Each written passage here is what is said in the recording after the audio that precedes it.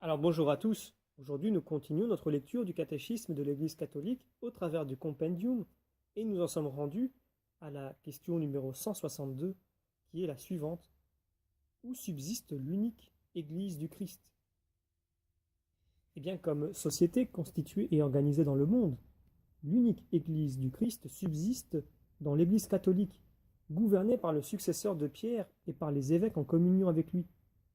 C'est seulement par elle que l'on peut atteindre la plénitude des moyens de salut, car le Seigneur a confié tous les biens de la nouvelle alliance au seul collège apostolique dont la tête est Pierre.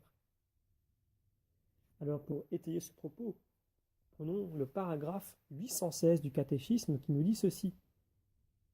L'unique Église du Christ est celle que notre Sauveur, après sa résurrection, remit à Pierre pour qu'il en soit le pasteur, qui lui confia, à lui et aux autres apôtres, pour la répandre et la diriger.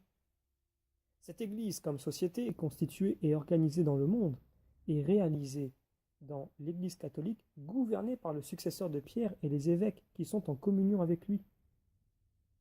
Le décret sur l'œcuménisme du deuxième concile du Vatican explique: c'est en effet par la seule Église catholique du Christ, laquelle est moyen général de salut, que peut s'obtenir toute la plénitude des moyens de salut.